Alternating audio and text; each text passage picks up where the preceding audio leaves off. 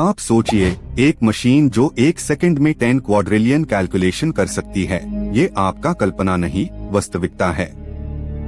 Super computers ने 21वीं सदी के रिसर्च को नए दौर में दाखिल कर दिया, जहां समय एक नए स्केल पर मापा जाता है। दोस्तों, आज हम इस द्रुत विकास के बीच उसी कहानी पर चलते ही है जहां सब कुछ शुरू हुआ।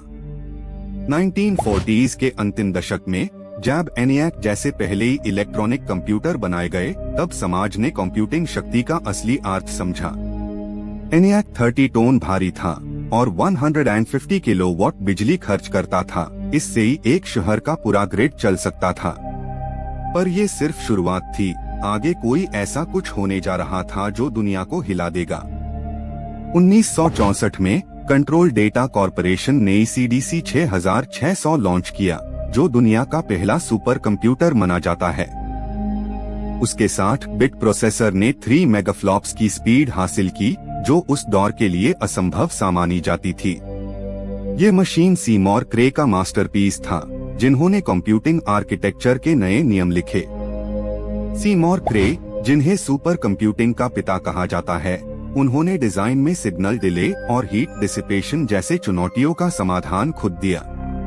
क्रे एक, जो 1976 में बना, 5.5 मेगाफ्लॉप्स की स्पीड पार चल सकता था और उसका सर्कुलर चैसिस हीट मैनेजमेंट के लिए बना था। ये इंजीनियरिंग और कल्पना दोनों का संगम था।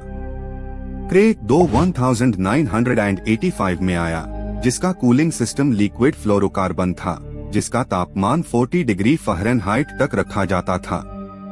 ये सिस्टम 1.9 गीगाफ्लॉप्स तक पहुंच गया, जो आज के पर्सनल कंप्यूटर्स के म्यूटेबल में भी अद्भुत था। आप देख सकते ही है, हर नए मॉडल नई स्पीड और एफिशिएंसी दोनों में क्रांति लाई। 1990s तक सुपर कंप्यूटर्स ने वेदर फोरकास्टिंग, न्यूक्लियर सिमुलेशन और मोलिकुलर मॉडलिंग में बड़ी कमाल कर दिया। जापान के अर्थ साइमुलेटर ने 2002 में 35 टेराफ्लॉप्स तक पहुंचकर रिकॉर्ड तोड़ा। ये मशीन 640 नोड्स पार चलती थी, हर नोड में वेक्टर प्रोसेसर्स इंस्टॉल था। USA ने IBM ब्लू जीन प्रोजेक्ट के जरिए पैरेलल प्रोसेसिंग का नया युग शुरू किया। ब्लू जीन एल ने 2004 में 280 टेराफ्लॉप्स अचीव किया और 130,000 प्रोसेसर्स के साथ एनर्जी एफिशिएंसी पर ध्यान दिया। ये सिस्टम ने कंप्यूटिंग पावर को एनवायरमेंटल कॉन्शियसनेस के साथ जोड़ा। 2008 में रोडरनर पहला पेटाफ्लॉप सुपर कंप्यूटर बना, जो 1.026 पेटाफ्लॉप्स तक डेटा प्रोसेस कर सकता था। इसने हाइब्रिड आर्किटेक्चर अपने पॉवर सेल और AMD ऑप्टेरन प्रोसेसर्स के साथ।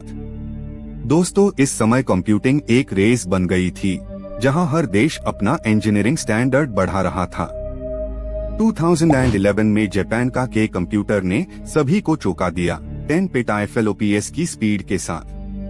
इसके अंदर 88,000 स्पार्क 64 प्रोसेसर्स था और ये एनर्जी एफिशिएंट क्लस्टर सिस्टम पर आधारित था। के कंप्यूटर का पूरा सेटअप कोबेसिटी में था, जहां हर रैक 22 किलोवाट्स तक पावर कंज्यूम करता था। चाइना ने सनवे ताइहुलाइट के साथ 2016 में दुनिया का तेजी से चलने वाला सुपर कंप्यूटर बनाया। 93 पेटाफ्लॉप्स तक पहुंचने वाली ये मशीन पूरी तरह से चाइनीज डिजाइन्ड 260 कोर प्रोसेसर्स पर चलती है। ये प्रदर्शित करता है कि ग्लोबल टेक्नोलॉजी अब एक नए बैलेंस पर आ गई है। ओक रिज नेशनल लैबोरेटरी के समिट ने 2018 में नए रिकॉर्ड बनाए। 200 पेटाफ्लॉप्स तक पहुंचकर समिट ने कॉम्प्लेक्स मॉलिक्यूलर और एस्ट्रोफिजिक्स सिमुलेशंस को आसान बना दिया। हर रैक में एनवीडिया GPUs और IBM पावर 9 CPUs का सही कॉम्बिनेशन उससे एनर्जी एफिशिएंट रखता है। फ्रंटियर सुपर कंप्यूटर 2022 में प्रस्तुत ने एक्सास्केल कंप्यूटिंग का दौर शुरू किया।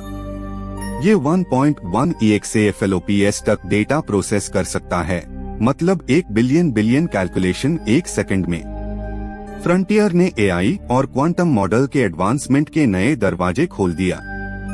आप जानते हैं, सुपर कंप्यूटर्स का टेम्परेचर कंट्रोल एक अलग विज्ञान है।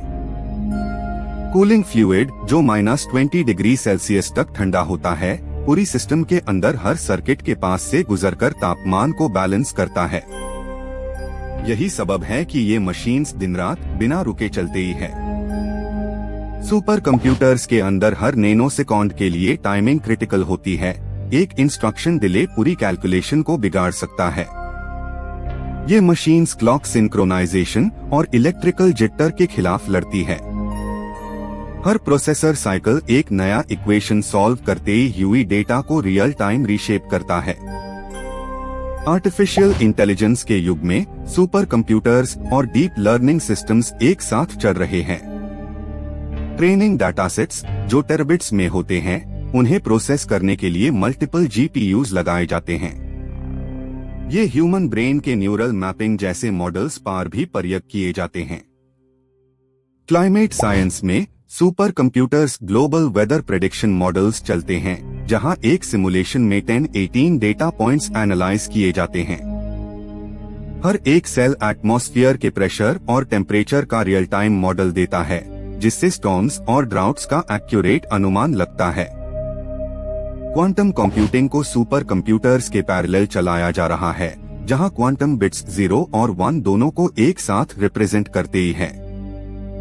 रिसर्च सेंटर्स हर कॉन्टैमिनेशन फ्री क्रायोजेनिक चेम्बर को -273 डिग्री सेल्सियस तक ठंडा रखते हैं। ये सुपर कंप्यूटिंग के बाउंड्रीज तोड़ रहा है। सुपर कंप्यूटर्स के बिना स्पेस एक्सप्लोरेशन इम्पॉसिबल होती। नासा और इसरो जैसे संस्थान ट्रेजेक्टरी प्लानिंग के लिए ट्रिलियंस डेटा पॉइंट्स के एनालिसिस करते ही है। ये हाई सिस्टम्स स्पेसक्राफ्ट प्रोपल्शन और थर्मल रीएंट्री के सिमुलेशन को रियल टाइम टेस्ट करते ही है। एनर्जी सेक्टर में भी इनका उपयोग न्यूक्लियर फ्यूजन और रिएक्टर डिजाइन के लिए होता है। प्लाज्मा के अंदर 150 मिलियन डिग्री सेल्सियस तक तापमान होने पर भी इनका मॉडल स्टेबल रखा जाता है। हर कंप्यूटेशन एक एटॉमिक सेकंड के अंदर सेफ्टी फोरकास्ट करता है। आज के दौर में सुपर कंप्यूटर्स और मशीन को डिजाइन मेथडोलॉजीज पर विकास हो रहा है। न्यू मटेरियल्स जैसे सिलिकॉन, जर्मेनियम और ग्राफीन सर्किट्स स्पीड और कंडक्टिविटी बढ़ा रहे हैं। ये सब एक नए युग का संकेत है, जहां कंप्यूटिंग शक्ति प्रैक्टिकल इमेजिनेशन से भी आगे बढ़ गई है। दोस्तों, जब आप अगली बार वेदर फोरकास्ट या जन्म एनालिसिस देखेंगे, तो याद रखिए, पीछे एक सुपर कंप्यूटर बिना टके चल रहा होता है। ये मानव समझ के साइंटिफिक सहयोग का सबसे बड़ा प्रमाण है।